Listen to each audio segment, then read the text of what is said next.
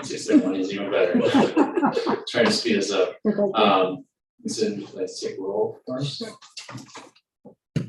And everyone, if you could please use the mic for the benefit of the Zoom. Mr. Anderson? Here. Ms. Cleveland? Here. Mr. Kosky? Here. Mr. Davis? Ms. Guerrero? Here. Mr. Henry? Dr. Johnson? Here. Mr. Kohler? Here. Mr. Miller? Here. Ms. Sedor? Here. And also have Mr. Einhoff via Zoom. Here. Thank you. Did everyone have a chance to read the minutes from our last meeting in March? Are there any questions or comments or changes? Do I have a motion to approve the minutes from the March 16th, 2022 meeting? So moved. Second? Yeah. Second. There's two. All in favor, say aye. Aye. Thank you. This point of the meeting, turned over for public comments. We asked that your comments in 2 minutes, and this session is not intended to be a dialogue with the committee. I don't know if anyone has signed up to speak or not. I think she ran out. Oh, there we go. Sorry. Do we have anyone who wishes to address the committee? We do not have any in-person or comments via Zoom. Okay.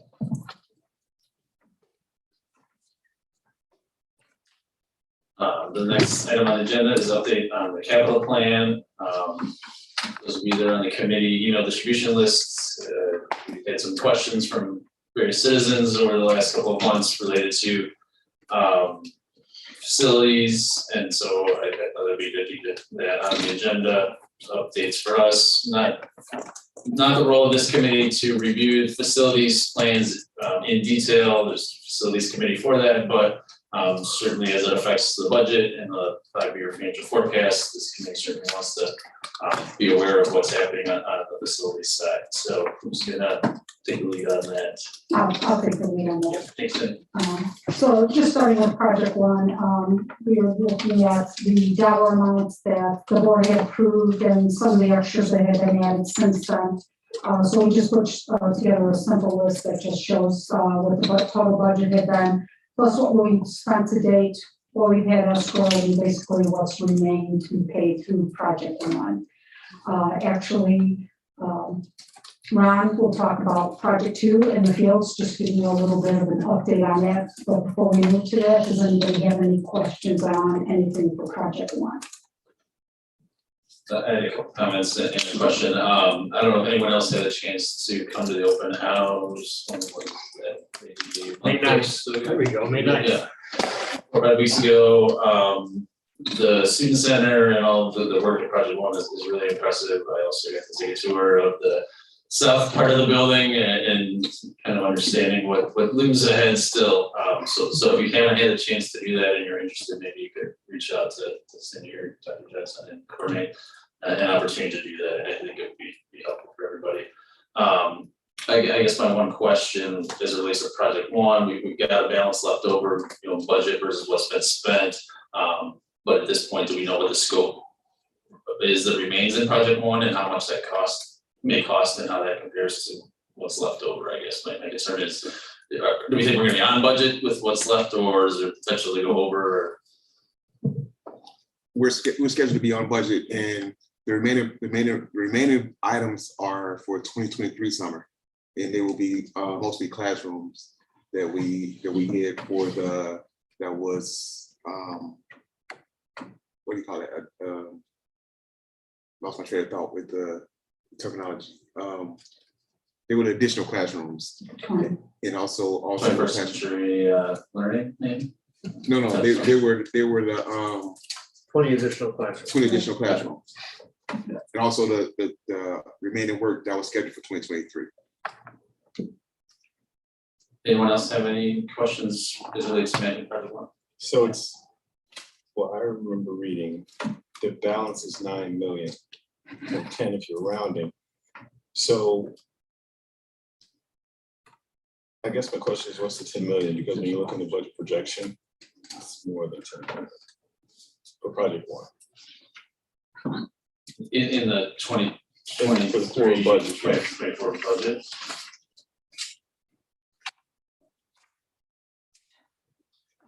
It can be just a timing and when we're paying bills Okay, for things.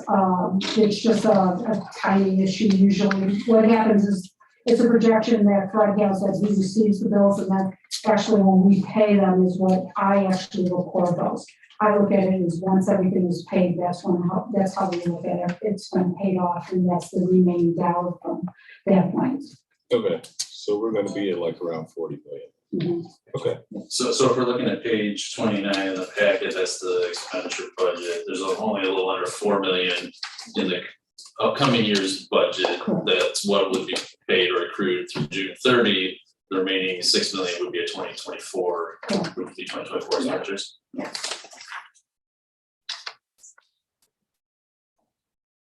Anyone else have any questions or comments? Two quick comments. First is, I second Steve's comments, which is that there's a number of classrooms that you didn't even get to see, right, when you toured?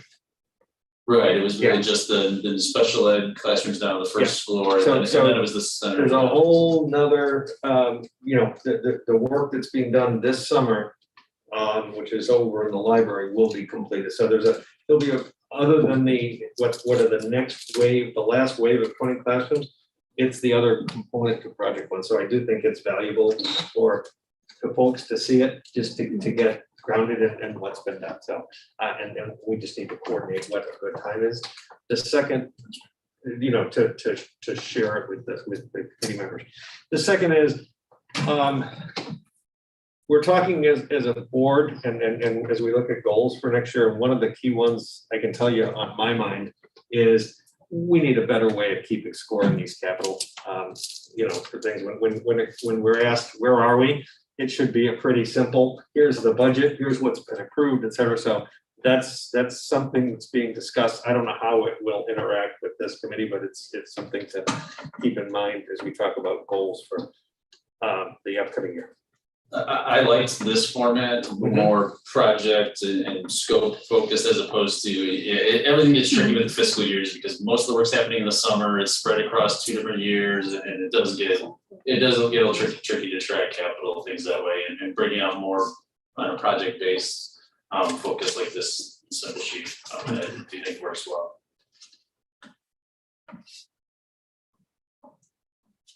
Okay, then the other piece on this agenda item was updates on the fields and the collaboration with the park district. So our next steps, we're still working on the intergovernmental agreement with the park district. So the next step would be to have that meeting with the park district. I think that's scheduled for August. I'm thinking for July. You're talking about the IGA Yes. meeting? So let me jump in on that a little bit. It might be very well end up being August. Here's where we are with that night.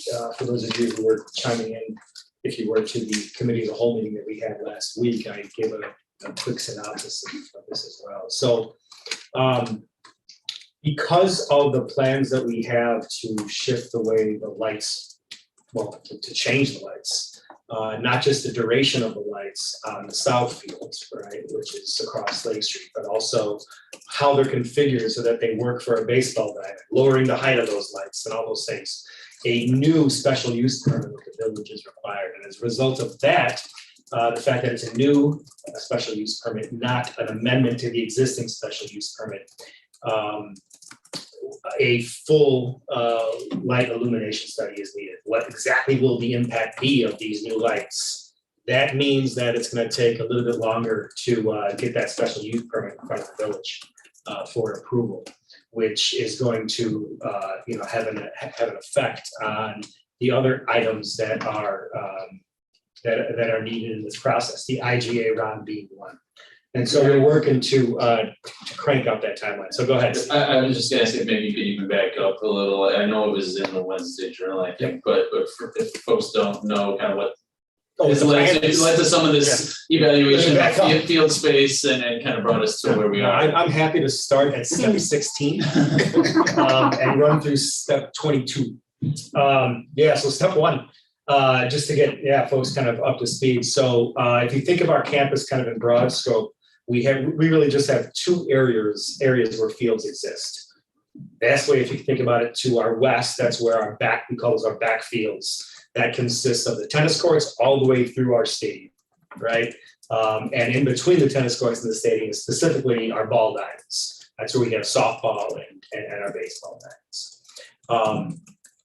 And then to orient you even further, at the south of our campus, across Lake Street, there really are two fields there. One is Ridgeland Common, which we use extensively already for PE and a little bit after school till 5:30. That is Park District property, however.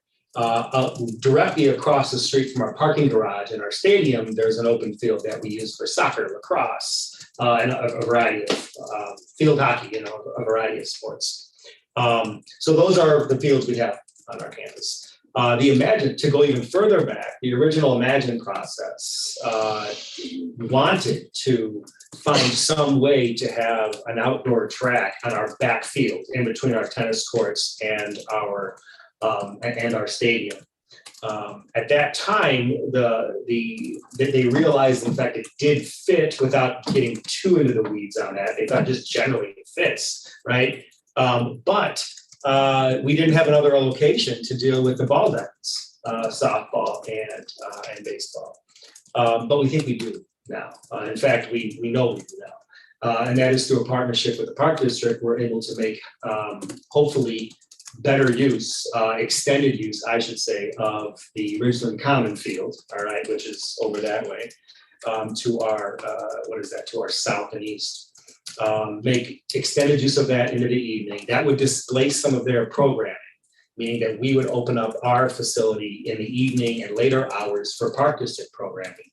And everything would wash out. But in order to make that work, we need to illuminate the south field, all right, for that extended time to work. Does that all track fairly well? Mm-hmm. So we have been in conversations with the Park District throughout the second semester of the school year. Really, around January on, we've had just several conversations about how to make this happen. And we've gone all the way through realizing that yes, a track would fit with all of the amenities you need for a track to work, shot put, discus, all that stuff on the backfield, as well as a full varsity baseball diamond on a multi-purpose field on the existing south field that we have, which would still be in the fall, soccer, all those things I listed before, and in the spring, largely the home for varsity baseball.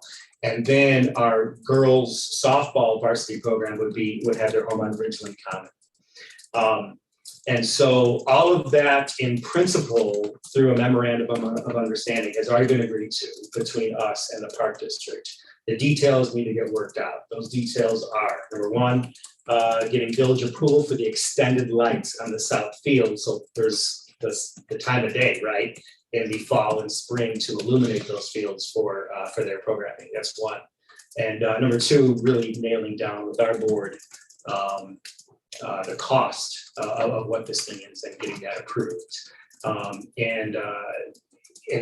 guess in between those two items, there's the intergovernmental agreement that really needs to get formalized between us and the Park District to get this nailed down. And so we were hoping at one point to have that done in June, really, and into the beginning of July, and then moving forward. But we built enough of a cushion in there that even with this special use permit being not amended, but renewed completely with the village, we still have time to get this done.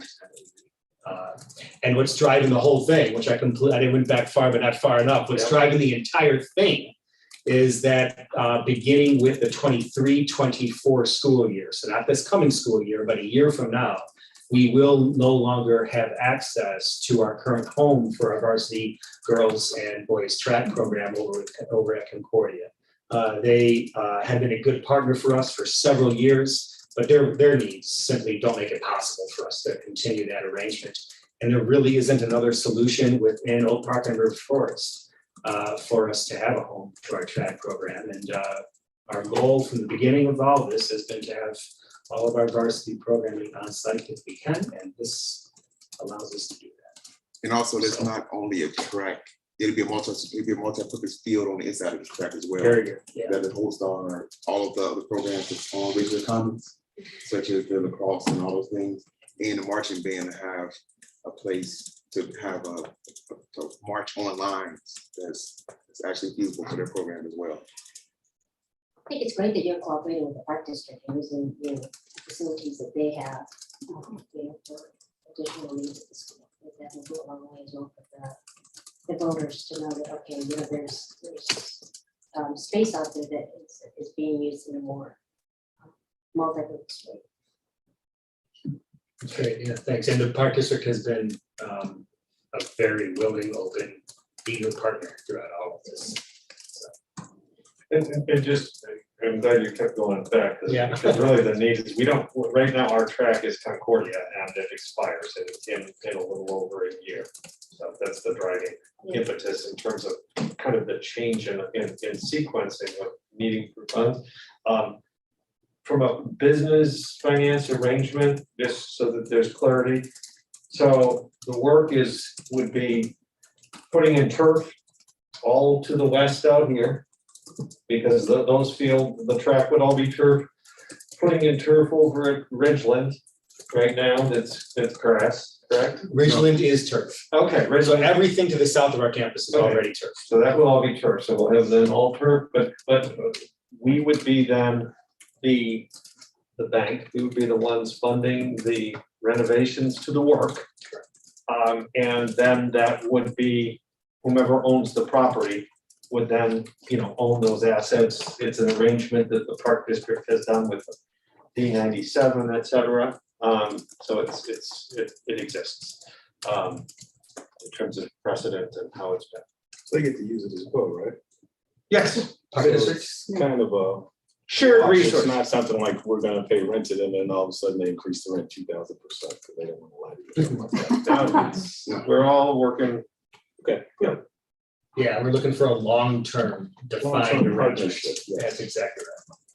Yeah, that's exactly right. Keep in mind that already, I mean, our students, OPRF students, are using Ridgeland Common during the regular school year from 8 o'clock currently until about 5:30 in the fall and spring, every single day. Now it will be through 6:30, right? With this arrangement as it goes through. So it's really extensive use of our students, using that facility there. So it's a reasonable arrangement on that perspective. With turf and lights, if you add those two together, you're gonna get assets for that whole spectrum of fields. Yep. That can be used more days than they are now, That's right. and longer days than they are now. Yeah.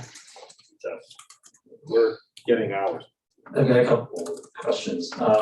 One going all the way back to the Concordia piece. That's the only track in the community. What do Trinity and Fenwick use for their track programs? Do we know? And I guess did they get booted out too? Is our new track a potential use for other schools in the community? The middle schools, I don't even know if they have a track program, but Yeah. some of that, some additional opportunities for collaboration there. Just kind of curious. Yeah. So let's take your questions in reverse. Okay. So as far as D97 and D90 are concerned, absolutely, we're open to having their competitions on this field or this track as possible. Our programming is going to take up a lot of time and space, on these fields. But right now, we know that 90 and 97, cross country aside, right, which you don't have to have a track for that. But for track, our middle schools are running around their buildings. Yeah. They're running in their parking lots. They're doing hurdles on asphalt. This is just not an ideal situation. So to the extent that we can help out those other districts, we certainly want to. And so I know there would be interest of both those districts for that perspective. That's number one. Number two, I won't say that I know exactly what the other school districts are doing, what Fenwick and Trinity are doing. I believe Trinity, though, uses Concordia currently, and I don't know if that would be disrupted. I don't want to speak for exactly what Fenwick does, but the risk of being wrong. Okay. The other question that relates to the dollar side of it, we've got in the budget documents a $9 million figure here. It sounds like there's still a lot of things to be defined, and I assume that's a somewhat rough estimate at this point. Very rough, yes. And do we know at this point if any of that is just an acceleration of dollars that might have already been kind of in the plan? I mean, we've got a track and turf fields that have a useful life, they're gonna be replaced at some point anyway, and so are we just kind of rolling some of that into this, or is this really just the cost of the new items? I'm looking at, do you want to tackle that? I could tackle the 10-year maintenance part of that, or Ron, if you want to do that. I mean, yes, there are offsets here for sure. Yeah. Especially when you think about our 10-year maintenance projects and all the costs built into that. Right, that is something when we work on the 10-year maintenance plan, we're actually taking and starting to show where if we don't do this, this is what it will cost us. If we do these projects, this is what it will save us. So that'll be part of that once this is all completed. Yeah, well, go ahead, Ron. We also have to keep in consideration that the cost of construction and inflation is still increasing during these times. So a cost that we put out today won't be the same next week. It's just unknown right now, and so we don't want to stick to a certain cost. Yeah, I mean, I wouldn't in any way consider what we see in this projection anything close to a budget for the project. That's not where we are right at this point, at least with that document. But that doesn't print it out. Go ahead. I think, but at the same time, when you're spending $50 million, you gotta be close to $50 million. If you're spending $5,000 on a roof, yeah, they're gonna come in and say it's $7,500 now, but I think when we get the scope down and you guys figure out how much it is, you're bringing in dirt, you're taking out dirt, all that's expensive, diesel, fuel, everything. When you get some type of a cost, it shouldn't deviate that way. It shouldn't deviate that much from the cost simply because you're telling everyone we're spending, I'm just throwing 50 because it's a round figure out. If we're spending $50 million, go get the equipment now. Go get the materials now. Don't go waiting for prices to go up. Buy some copper futures if we're using copper, whatever. Hedge yourself because you can't come to us when we start this thing and go 75 million from 50 million. Now for $5,000 at 7,500, that's possible. We're all getting stuff done on our houses this year. And yeah, these little guys are jacking us up. But you got somebody like Walsh or any of the big guys out here, and you get locked in at 50 million and everybody's done everything. The architect's done everything. They've taken soil samples and all this other stuff. It's not going to be too far from 50 million. I'm glad you're saying that. So right now, when we're preparing the budget and we're talking with our construction firm and our project managers for what that budget will be, right now we're trying to kind of define the scope of the project based off of the figures that are coming in. We're still in the process of playing with that. Right. Once we put that out to bid and those bids come back in and this is going to be the cost of those things, yes, right? That's what we're holding. That's what this is. And I also want to clarify a point that I did not when we were talking about Project One before. The board initially approved that 32.6 million that you see for Project One. That was based off of a high-level design for Project One. Before we had fully completed the actual schematic design for what is now this building over here, right? This addition to our building. The basement that was in there for 3.4 million was originally designed to be part of our regular maintenance plan. So that was originally separate from that. We could discuss that.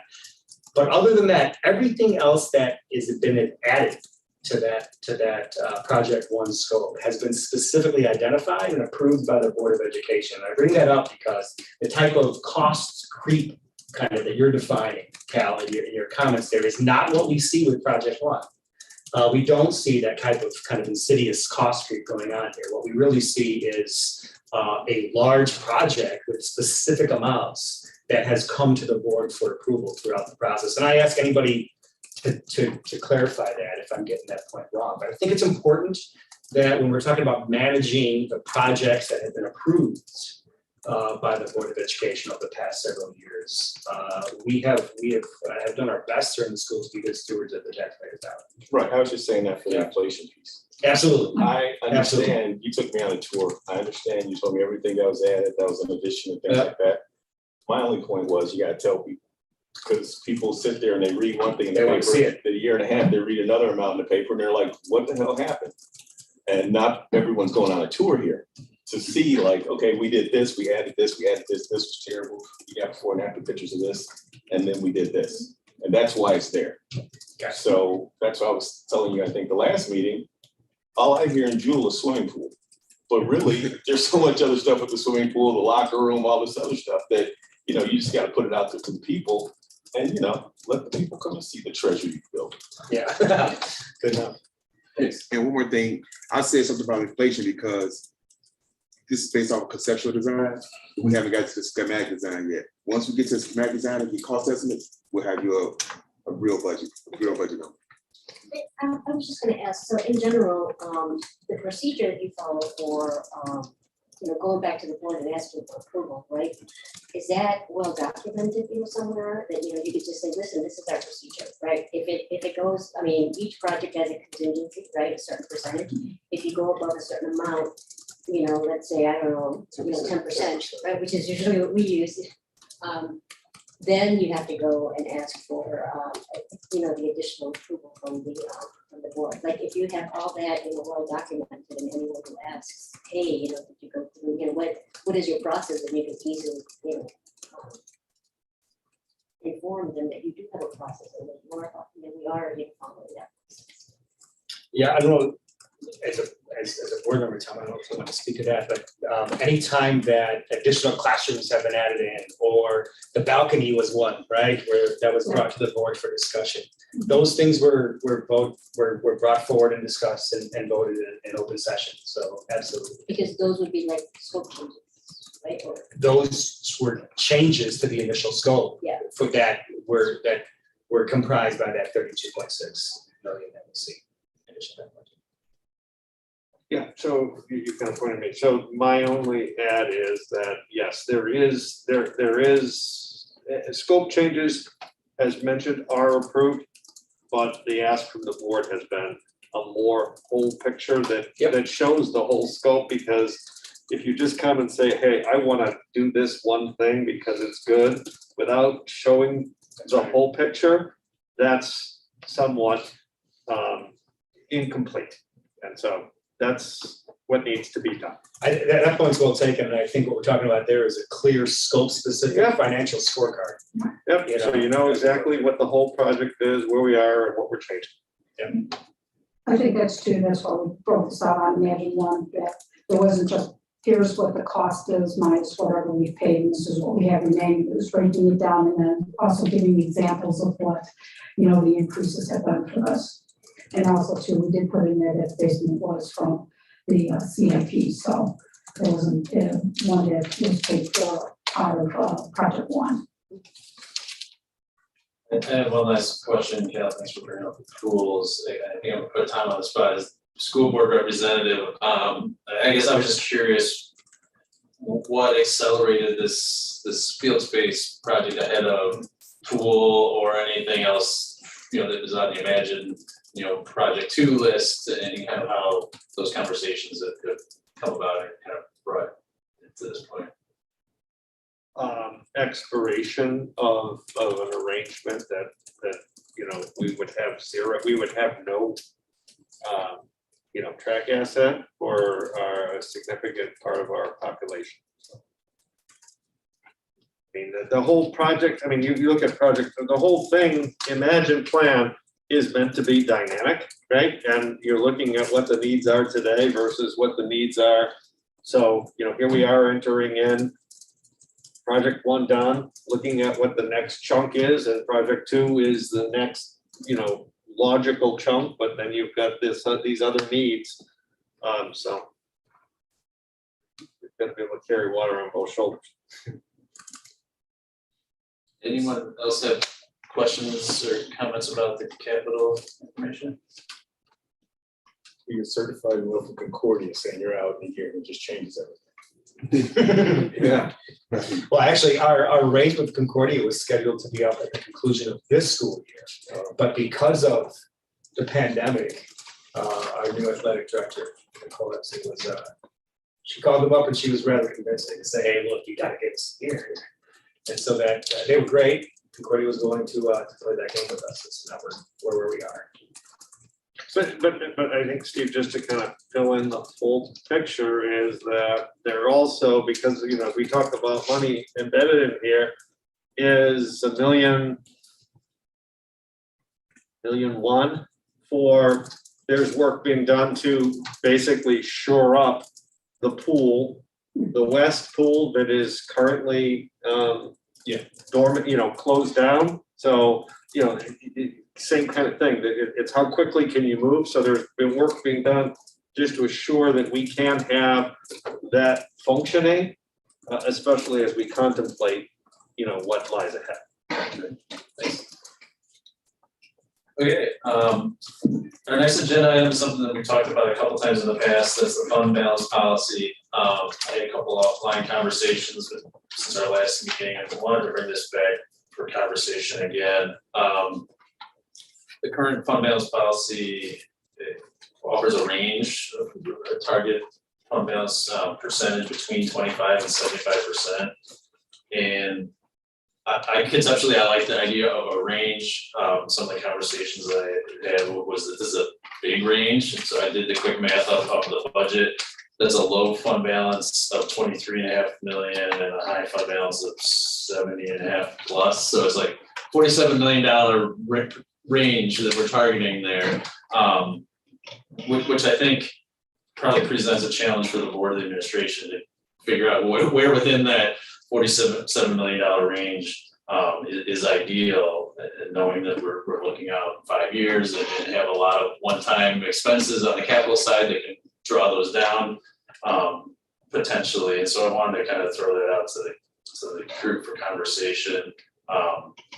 And I'll plant the seed again that I did in that one-on-one presentation that we did that property taxes in Cook County are interesting. We've had 10 years of consistent on-time tax bills, and everything I've been hearing as recent as a week or two ago is December or January, which is as late as they've ever been. So more fund balance, I'm all in favor of more fund balance in Cook County when it's uncertain when the tax bills are gonna go out. But with that said,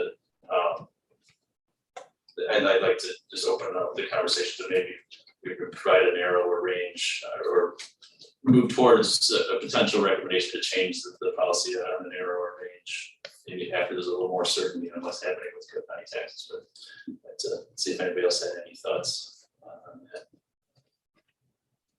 I don't know, Cal, do you know what the D200 policy is on fund balance? Offhand?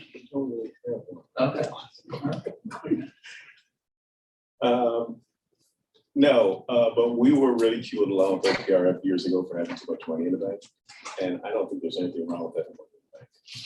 I mean, as much as OPRF has, I think it should be narrowed to a point. That way the construction projects won't be held up by anything. You know, there's positive cash flow here every year. So, you know, barring any major things, I think the school's in good health for the foreseeable future, decade or something. So I was thinking, I thought about that for the last time, and I think we were saying somewhere around like 50 or something. Like 50 is a good number. I mean, now everybody's gonna write every year in the newspaper, my taxes are high, why am I paying taxes if you guys have this much money in the bank? But really, if you come and look at the locker room, we're saving money to spend money on construction. So, but if we take it to 50, if some construction project comes in and it goes to 50, everyone's gonna have a red line. So it's gonna be like, do we need it? Can we get it cheaper? You know, what's going on with that? So I think we do need to lower it from 75, but I don't think we need to put ourselves in 20. This is the high school. No, well, anything less than 50, you run the risk of having to borrow in the fall. Right. The tax bills don't go down. We're gonna talk about future meetings a little later in the agenda. One of the things I was envisioning for our next meeting is a little more of an in-depth dive into kind of budget history and financial projection review and comparison type of stuff. And so I think that we can kind of continue some of this conversation and looking at that and then looking at the latest 5-year projections too. Yeah, I'd like to offer a little perspective on this. I'm going back to 2013, which was the financial advisory committee that really was the backbone of where this originated, this policy at the time when the fund balance was very high. And there were presentations made at that time that talked about the quote unquote normal referendum cycles, okay, which I think was a 7-year cycle, if I recall. And so I'm trying to stretch my memory. You know, the reason for the range this size was somewhat based on, I mean, at that time, you know, we were 8 or 10 years from 10 years from a referendum, okay? And we're talking about one possibly in 2017, 2018. So I'm just giving you some kind of dates. We are in 2022 and we're talking about what we need to do to balance our budget, which is a different cycle than a referendum cycle. So with that said, I'm just saying that the wider range that is in this policy was put in under the guideline of when you get down to near 25 is when you do a referendum, right? And then you bounce it up to up near 75, and then you kind of go through that cycle. So there was data that kind of mapped it out that 50 points would cover that type of cycle. Okay. That's not the world we've lived in. So, but it was just, you know, we were kind of there. We have not been through that kind of a cycle. So I do think it's worthy of reconsideration. I guess to your point, Cal, I guess, you know, if the goal, you know, if we demonstrate we live in our means and we're not cycling to that level, and we do use 50, could you put in language that's more of,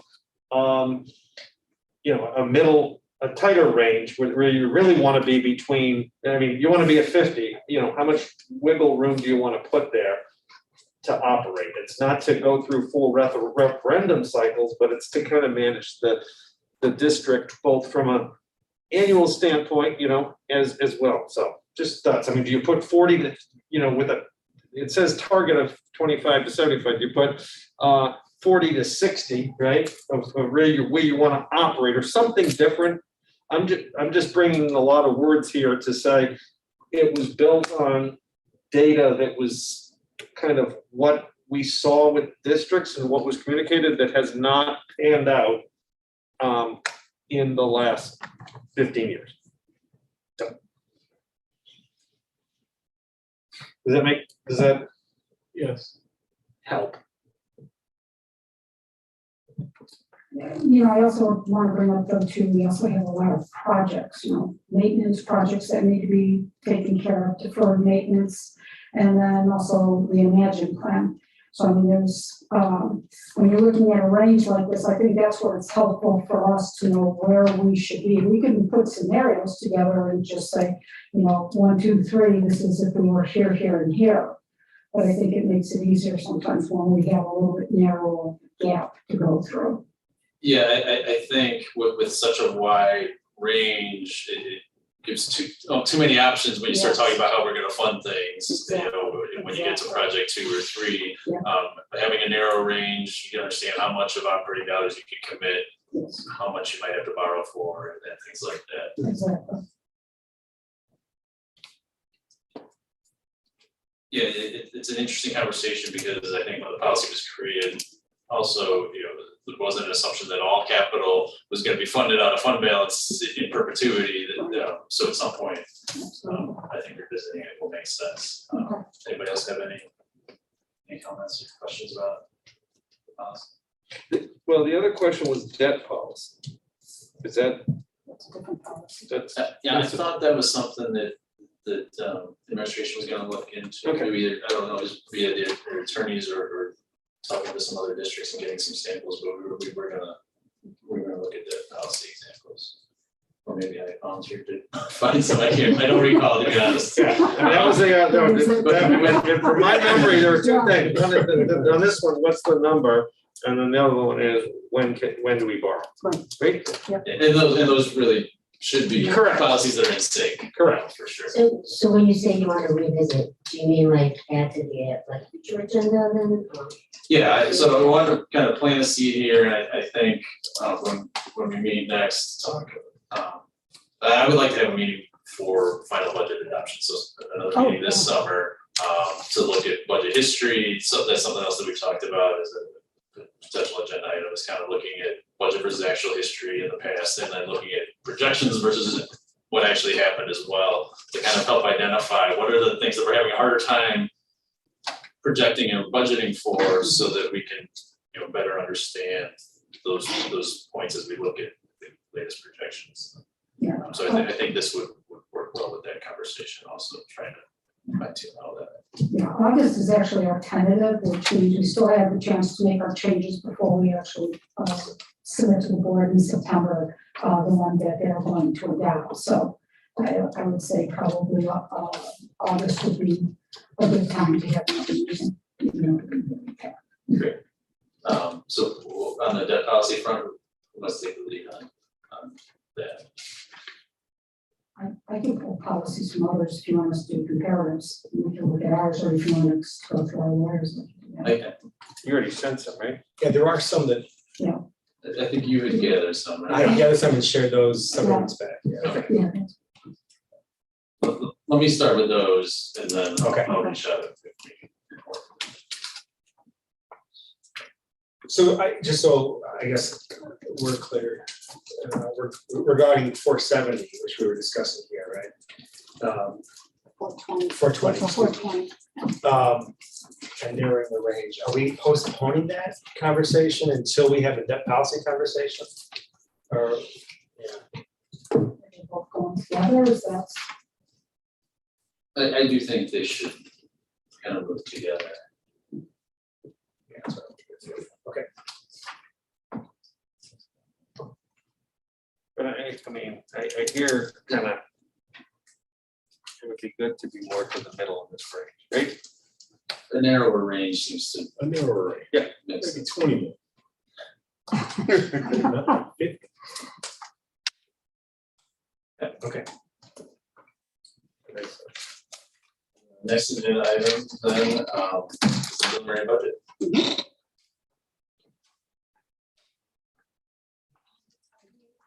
I'm doing that right now. That's okay. And with this, Brian Imhoff, will walk us through, a little portion of our presentation for this. Lisa, did you want me to drive the presentation, share my screen, or were you gonna drive? If you would like, Brian, go ahead. Okay.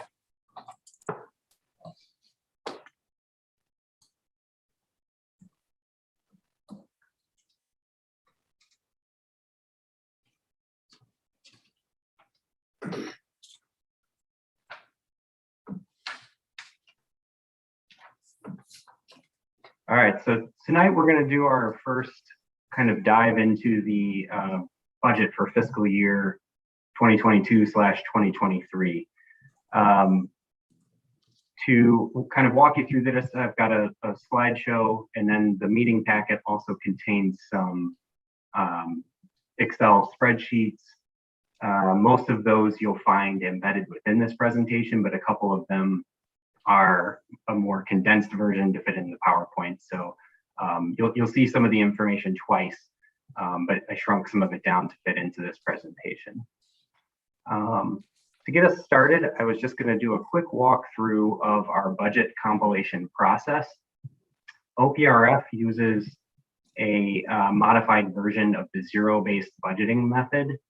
And what that means is, from a salaries and on the expenditure side, from a salaries and benefits standpoint, we budget by individual employee. So we have a list of everyone working for the district, plug in the salary that they're earning according to their contract and or collective bargaining agreement, the insurance elections that they have, as well as what retirement group they belong to, whether that's a certified employee participating in TRS or a classified employee or non-certified employee who belongs to IMRF.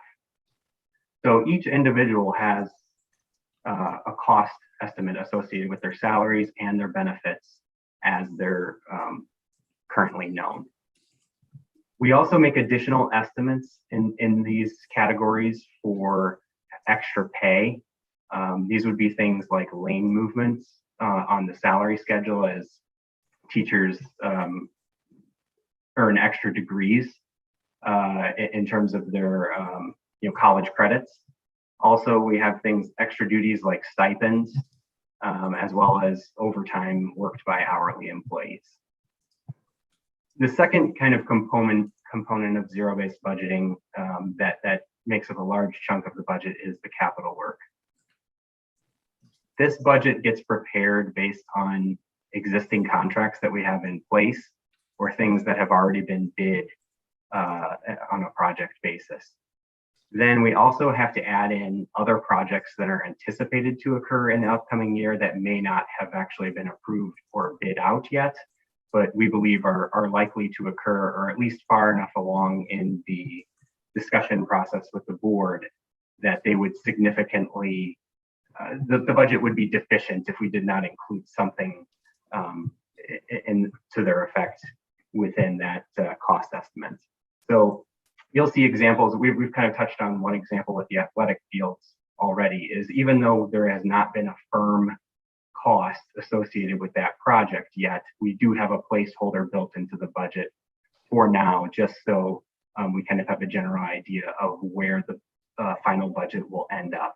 And then obviously we'll come back in August and or September with future iterations of the budget to show how those cost estimates have changed.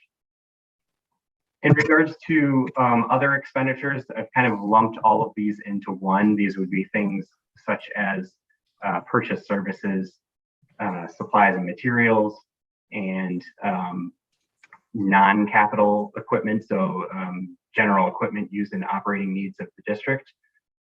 For these items, we rely on our division heads and budget managers to provide us with itemized requests for what their needs are for the upcoming year. So rather than take the approach of, okay, English department, you spent $50,000 last year, you get $50,000 again next year, we rely on that budget manager to tell us, these are the specific items that I'm locking into and that I'm putting into my budget for next year. Now that request may go up some years, it may go down depending on what the specific needs are, but we do ask them to put that itemization there for us so that we can have better control over expenditures from year to year.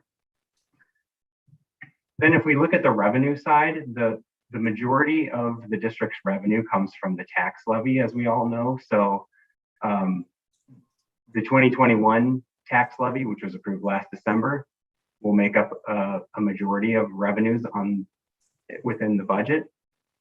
For other revenues, we develop our estimates using historical trends, and then we also adjust some of those line items for any known changes in things like economic conditions. So that would be if we're looking at interest income, we can look at what current investment rates are, the timing of receipts.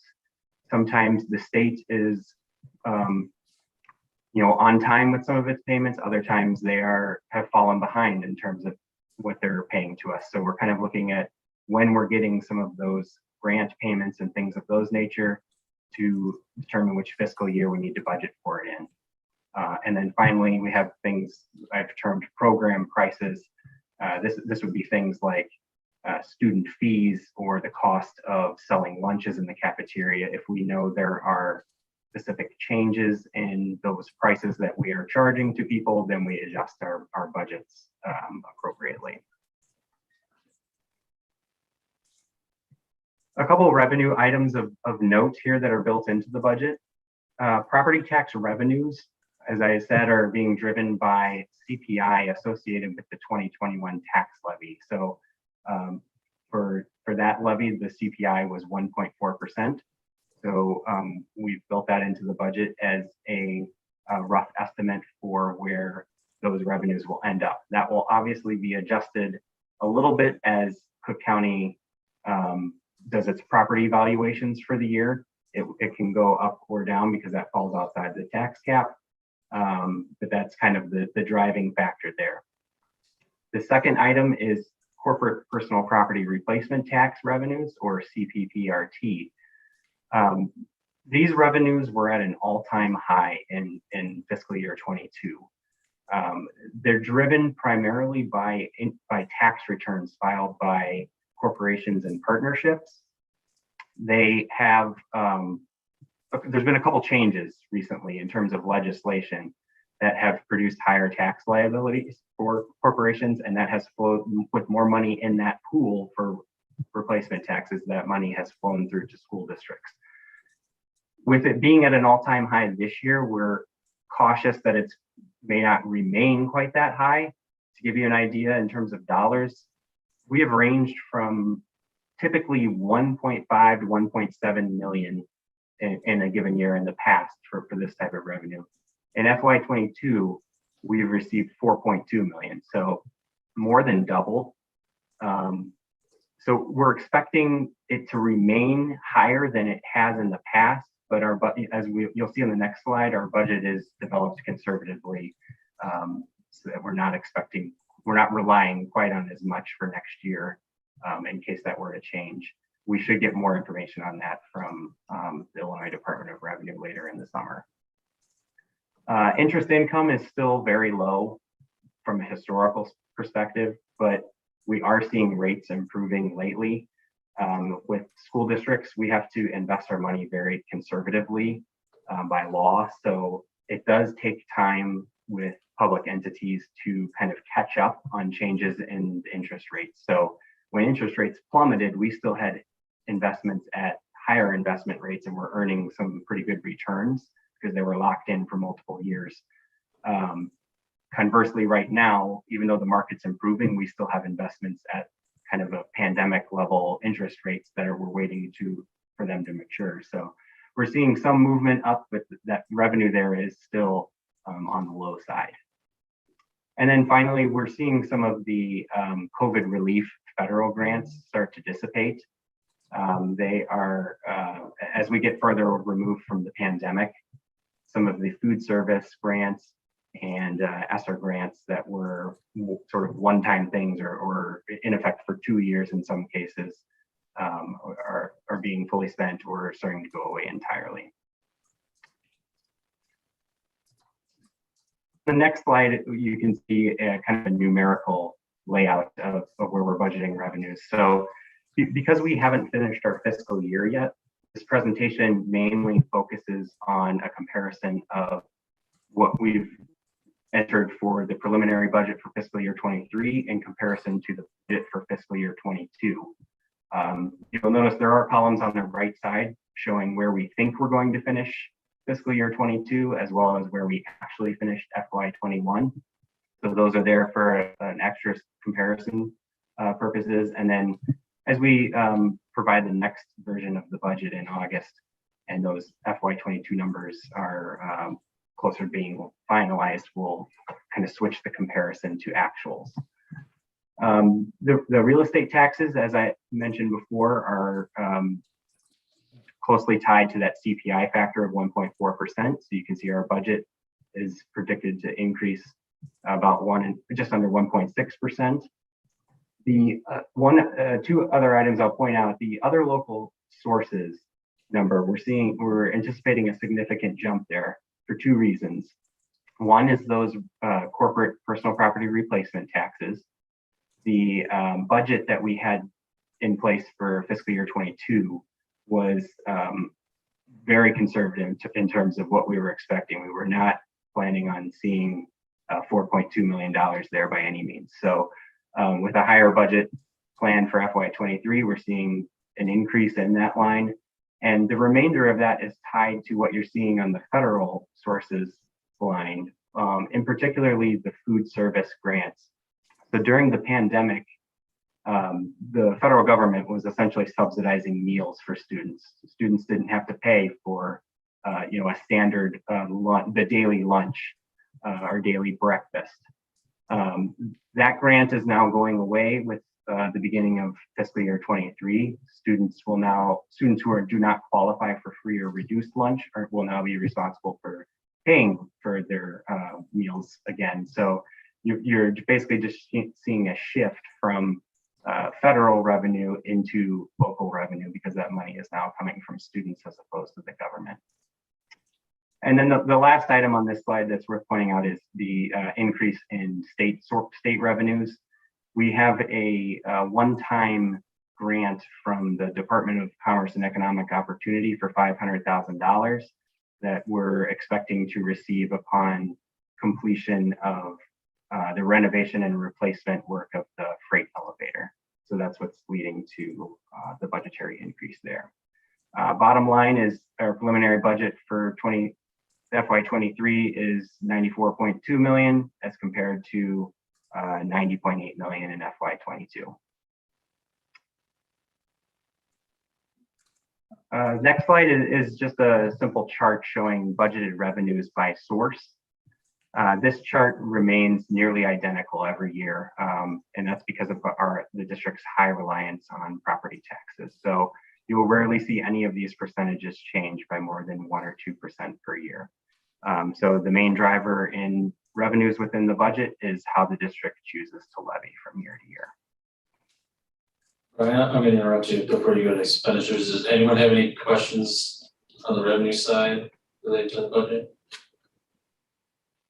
Okay, great. Thanks, Brian. Keep going. Okay, sure. So switching gears now to the expenditures, I've highlighted 4 noteworthy items that'll kind of be themes throughout the budget presentation here. The first is with salaries. So salaries, being a school district, a majority of our costs are personnel related. However, the salaries for a majority of the district staff are still to be determined at this point. We're currently in negotiations with our two largest bargaining units, the Faculty Senate and classified personnel. So those contracts expired at the end of last school year. So we don't have firm salary numbers in place yet for any of the individuals that fall within those bargaining units. Also, no decisions have been made yet for administrators or non-affiliates in terms of salaries for next year. So in essence, we have about 80% of the district's total workforce not yet finalized yet in terms of salaries. So this is in terms of things that could change between now and August. This is probably one of the areas that could fluctuate the most depending on what shakes out with those negotiations. Item number 2, employee benefits. We're currently expecting to decrease from the FY22 budget, and there's a few factors at play here. The percentages that the district is required to contribute to the employee pension systems are going down for next year. We get notified each year of those rates by IMRF and or TRS. So the rates for IMRF we've been told are going to decrease. TRS is staying the same. So that's one thing that's going to help with cost savings there. Secondly, we've seen some of the recent cost savings initiatives within the health insurance plans show early signs of success in terms of our claims. We're hoping and also working with our insurance consultants on what our renewals for next insurance year are going to look like. That doesn't happen until the insurance year runs on a calendar year, so that won't be known until closer to January. But the hope is that we should see some favorable smaller increases within those insurance lines than we have in years past. And then thirdly, the employee benefit area has traditionally been one area where we've seen that our budget has been a little overestimated in the past. Because of that insurance year happening staggered from our fiscal year, so running January to December. When we're working on the budget with our insurance consultants, a lot of times we're looking at worst case scenario for what that renewal is going to look like. And then in reality, it comes in a little less than that. So in building the budget so far, we're trying to kind of take more of a what is the most likely scenario as opposed to that worst case scenario based on our past experience. That will hopefully by the end of FY23 make that actual expenditure number for employee benefits a little closer to where we have it budgeted. The third item with costs for purchase services and supplies. These are areas where we saw significant savings during the pandemic because of remote learning and hybrid learning models. With students not in the building, many of those services were operating at a much lower scale, if at all. And we're seeing them return post-pandemic at higher cost than normal. And there's two main reasons for that. One of them, in talking to our budget managers, is what I've got phrased here as a backlog of needs that were put on hold during the pandemic. So certain things, to give you some examples, things such as professional development and training for our instructional staff, a lot of that was put on hold during the pandemic because people weren't together and it was harder to kind of coordinate some of that stuff. Along those same lines, there were things like textbook or instructional material adoptions that were delayed because it was harder to kind of implement those things while the pandemic was going on. There were other focuses that were much more important during that time to kind of make sure we were maintaining an adequate level of adequate education for our students. The other thing is the replacement of certain forms of technology had just reached the end of their useful life. And since they were not being used when people weren't in the building, that kind of stuff was sort of delayed a year or two in terms of an all-out replacement. So, several of the budget managers have voiced this when we would have our discussions with them, is that there were items that just needed to happen within fiscal year 23 because we've sort of put it off for a year or two due to the pandemic. Second item is what we're kind of experiencing nationwide right now, is this inflation and supply chain shortages / delays. Some items that were ordered and budgeted for in fiscal year 22 have had to be budgeted for again in fiscal year 23 because we're not going to receive the item and be able to pay for it by June 30th.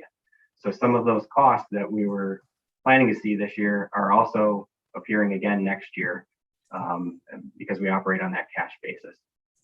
Also, there's a greater necessity to advance order materials because of the supply chain shortages to make sure that we have things in stock as needed. So, some examples of this are custodial supplies, copy paper, athletic uniforms, stuff that we have to have on a daily basis, or our staff has to have on a daily basis to kind of keep going with their everyday operations. We're having to order more of it earlier to make sure we don't run out, essentially.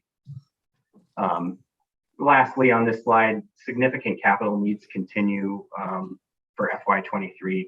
I'll talk about this in a little bit more detail. We've already touched on it some too. So total expenditures, we break this down frequently as expenditures prior to building maintenance and construction, and then we separate capital down at the bottom. The top section is shown this way mostly because it's expenses that are expected to not vary as much from year to year. So we'll see typical cost increases for renewals and things that are being repurchased, but not as dramatic shifts as we see with capital projects that are obviously larger in scope or smaller in scope from year to year. So that overall increase on expenditures before building maintenance and construction is currently budgeted at 1.87%, or about $1.5 million. And if we look below that with the capital work. We have project 1 and life safety and building maintenance. The budgets for those numbers are driven by billing estimates prepared for us by our construction managers and architects in conjunction with our operations and buildings and grounds teams for work that's currently under contract. Then the only things we add to that in terms of building maintenance would be some of these side projects that have come up in recent months. So things like the roofing project, which was accelerated from a future fiscal year to this summer, or I'm sorry, the summer of 2023, as well as the pool remediation. Cost estimates for those are included within that building maintenance number. And then we've also added cost estimates for project 2. So this would be architectural work related to schematic design for project 2, and then also conceptual design. And then there's also the $9 million placeholder that we currently have in place for the athletic fields renovation, which we've already touched on to some extent. So obviously in the next few months, cost estimates on that should become more precise in terms of if we need to adjust the budget in the future for that. But as of now, that the work on that project is expected to occur in the spring of 2023, which means a large chunk of those costs will fall within this budget year that we're looking at. Brian, I'm gonna jump in here real quickly for the next couple of slides, okay? Okay. Okay, so if you could just drive, I'd appreciate it, thank you. So on this one, it just shows the percentages of where the budget's at. Basically, what we see is that salaries and benefits are 60% of what our cost is, but with the capital and equipment, that's taking up a larger chunk. Our salaries and benefits would normally be closer to about 70% of what our budget is. Next slide. On this slide here, what we're basically doing is something we were talking about when we were talking about the policy 420, is the fact that our operating expenditures here are at about 57.15%. And then if we looked at an overall fund balance, it would be 71.87%.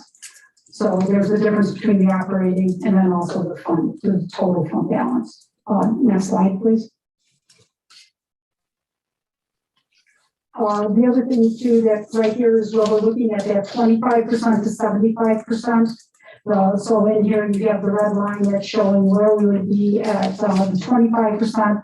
The green line is the one for the 75%. What the blue line actually represents is there is a 20 million that we have sitting for future capital that the board will approve when we can spend that and now what projects we can spend that on.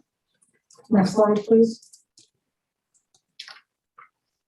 So this is just the 5-year comparison to the 5-year projection. On this one here, what we did is we did the projected budget for FY23 and just did the preliminary against that. And with that, what we're showing is the changes about the negative 655,000. Projected ending balance of our fund is 76 million. Next slide, please. So basically, this is just a slide. If anybody has a question, it's just a slide saying what's changed since we presented in February. So, this again, you could just read through this one, but this is just the changes that have happened since February when we showed this. Next slide, please. And then again, I think Brian's already addressed this, but our significant unknowns, we're not sure of yet. Hopefully, we'll be able to tighten this up a little bit more when we get towards August, where we'll have more of these knowns that will be going on. So we'll tighten the budget up at that point in time. Again, this is for our tentative budget at that time. Next slide, please. And this is just our timeline. This is basically a timeline that we just stay with. And we'll show you as we're going through exactly where we'll be with everything. Once we know dates for the CFC, then we can go ahead and put those in here too. And that is it, so we will open it up to any questions. Thank you, Brian and Cindy. Does anyone have questions on any part of the preliminary budget? Yeah, I do. I have a question on the restricted capital. What's the purpose of that one? The 20 million? That was from the CFC back in, I believe it's 2017, that they were supposed to transfer 20 million to be held, and that's what we did in 2018. So that's being held for any future capital projects that we may have. How is that any different from the rest of the money that The restricted is you can use that on capital items. The money that we're holding is actually money that you spend on everyday items such as education, transportation. Okay, we're doing $20 million of capital in the coming budget year. What's the process for determining, this is the thing that we're gonna use to set aside $20 million for? Okay, so that was just for the future. It was actually at one point used it was supposed to be for the pool, but it didn't try to be restricted only for the pool for the construction. So what it was called is any future capital items that we have. That's why it was moved there. So the capital projects that we have in here now, why aren't we using that money for those? We're actually using fund balance because our fund balance was so high. So what we're basically doing is using using that, spending down our regular fund balance that we have. And that's actually a good question. And one of the, back to the slide I flipped to here, the fund balance summary. One of the items we are kind of interested in getting some feedback on from this committee and or the board is when to use that 20 million. You know, it was initially kind of set aside with the thought process of it being devoted to project 2, but now that we have some of these more significant capital projects on tap, does it make sense to dip into that earlier in terms of kind of before we transfer money from our operating funds to the capital projects fund? So, you know, as you can see here, the budget has planned for $23 million to transfer from operating funds into capital projects. That would keep that 20 million intact within the capital projects fund.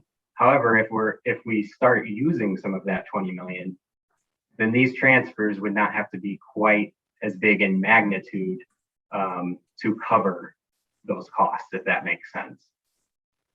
Is there a board resolution or something we can go back and look at from that time to see sort of how it was laid out and approved? There was a resolution. Yes. There was a resolution for that because you have to have a resolution to transfer the funds. So that might be the place to start to see how detailed the parameters were when that was created. Yeah, we can. This slide was where I had jotted down some notes as we were talking about this too. I think as we look at the fund balance policy, I think we should better define what we're considering operating. I would say, especially as they're utilized by District 200, the IMRF, Tort, and Life Safety are all operating. They're all vying for the same tax cap, property tax dollars. So while they're have a restricted use, they're still, in my mind, they're still operating funds and really only debt service and capital projects.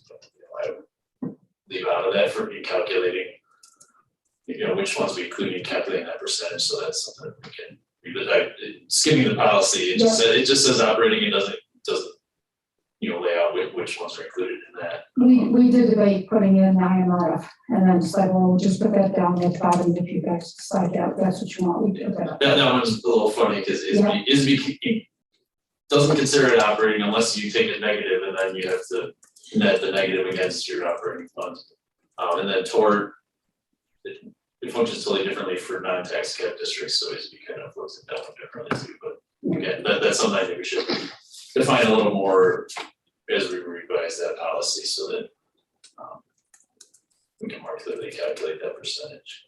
Because when I looked at this before the meeting when the packet came out, that 57% surprised me at how low it was when we were looking at it this way. So, although adding a couple million isn't going to change it dramatically, but then there's the conversation too then of the 23 million that's transferring to capital projects in the coming year too. Yeah, it's good transfer, so, yeah. Anyone else have questions on the budget? Okay, piece of-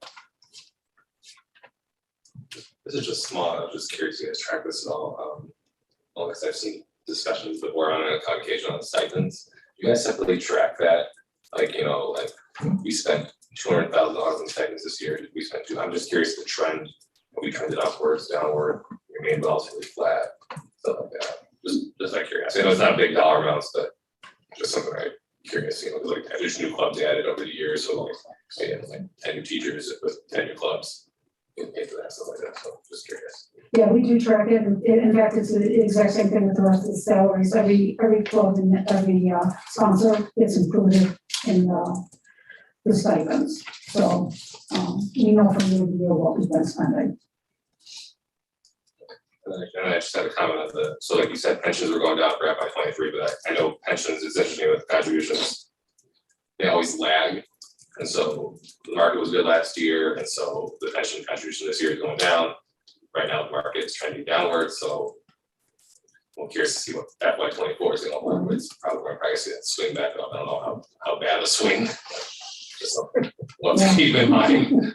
How much left over? Yeah. My experience has been the higher up rates fluctuate more really on the district's personal experience and the number of retirees going into the system from the district. It's a little less based on the overall market and investments. Just one question about the salaries. I understand that 80%, I think you said, is still outstanding.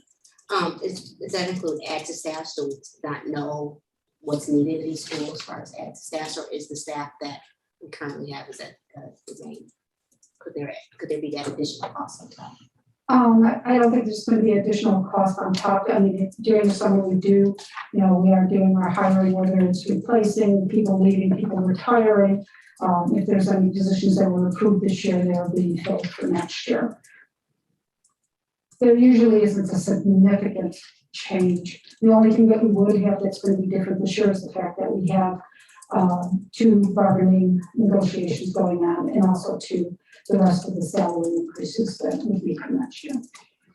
Yeah, the total number of personnel in a district, that's right. That's a process that school districts go through in March and April to figure out exactly what that's going to be for the coming school year. Always could be little changes. If we have an influx of students that have specific needs, we might need to make adjustments, right? But for the most part, that's settled in March. So what you see here won't change overall personnel. Correct. Side at all. Is that normal for so much of it to be outstanding? No, this is because it's negotiation, so we're just holding it as a freeze for our this point in time. So once we know that, then we'll put that in. Also, too, what we'll do is we'll show you the changes. So we won't be coming back with all of this again, except dollar amounts. We'll just be telling you what the changes have been since we last showed you this. What percentage of your employees are negotiating? The teachers and CPA, 2 of our largest bargaining units. Yeah. that- Percentage of employees, probably It's changed. 60% of employees, okay. Yeah, I'd say higher, but percentage of dollars higher. So, Yeah. and I'm just thinking, because it's half right, your faculty is half your total population, exactly. and Yeah. your CPA is another, So that's, yeah. 10 to 12%, so you're at 60%, but again, the dollars are probably more like 75% of your Mhm. salary. And so this comes up every few years now? Yes, every time we negotiate a contract comes up. Yeah. So, yeah, we have another one next year, a year after, so. The current contract's a 4-year contract, so it's the expiring one. Yeah, it's not always the case Right. that we have our 2 largest unions in the exact same year. That's just how it fell. It won't be the case if both of these are up again down the road, but it's where we are now. Yeah, like a couple of years ago, we also had B&G and we also had security, but we separated them, so next year it'll just be B&G coming up.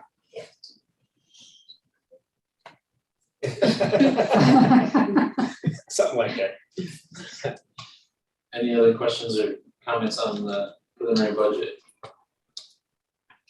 Our last agenda item then is to talk about meetings for the coming year. I don't know if anyone from the administration or the board had any thoughts on that. I think we've talked in the past about some of the times of year that we thought was good to, talk about financial projections. We wanted to kind of have that before the levy, which is in the fall, but I don't know if we really had any specific thoughts on a certain number of meetings per year or a cadence of every other month or anything like that. The one thing I definitely would like to do is have an August meeting, probably after the tentative budget numbers are available. And then have that be a review of the historical budget performance and projection performance. And then revisit the policies as well. And then any highlights on changes to the budget since this meeting. Anybody have thoughts on sort of how we fill in a calendar or prefer way? I know we often schedule kind of around all of the other meetings that you are all involved in, so maybe the recommendation on dates should kind of come from the bench, but I'm open to everybody's thoughts on that. I mean, I think just kind of talking about the big pieces to discuss, you can kind of anchor and say, levy is discussion in October-ish to get ready for November, December. So that kind of is you don't have a lot of movement there.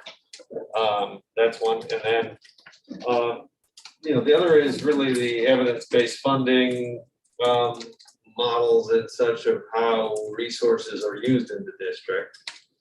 I think that plus some of the comparative data that we've talked about. Correct. Is a good start of the calendar year kind of thing. Yeah. Before you get too far into budgeting and Yeah. where we've got data from the previous school year that we can look at. But 10 meetings a year. We have a Christmas party in December and a barbecue. Those are our months. It's a full schedule, we're not full schedule. I agree. So maybe at least for now, we try to lock in August and October. Yeah. Go from there. Does that sound good? Yeah. I know what I would like is to, if we're making decisions on if we're gonna go to debt, how we're gonna fund projects. I think that would be one I would like to bring Yes. and definitely talk to this board about.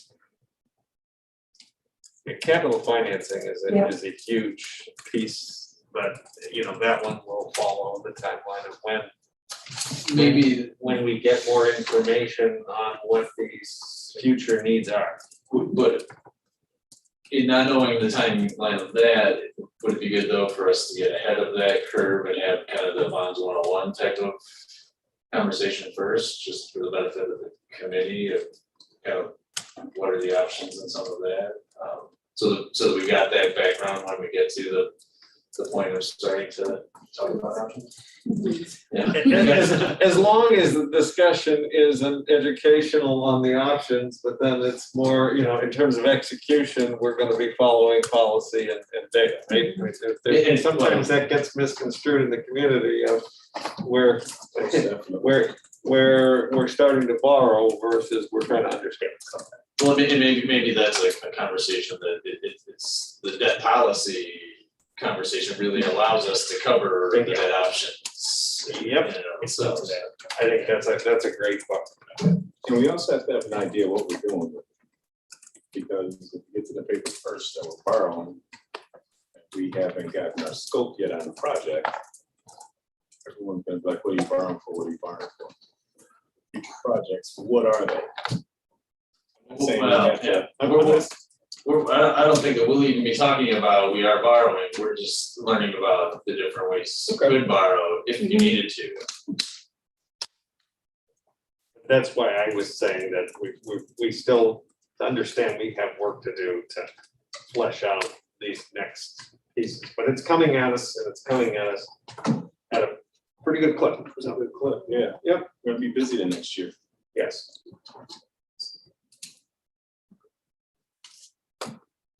Plus two, I think that also gives us the opportunity to talk about the 20 million in possible spend if we were going to spend it too.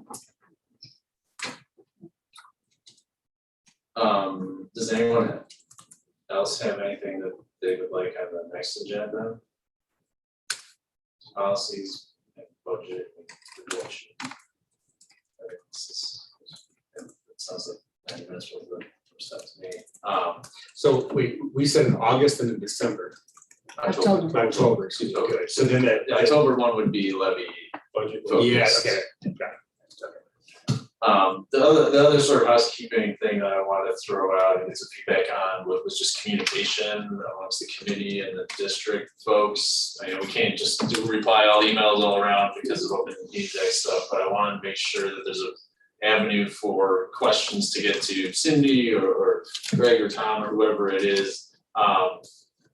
So we kind of wanted to see if we could kind of lock in a process for that, and maybe that's you email me and CC Lisa, and so I don't know who else, how we wanna kind of go about that, but I would like us to be kind of thinking about things and not just, okay, close the book, we'll come back in 2 months and start talking about, opioid finance stuff again, so I'd love if anybody's thoughts on that.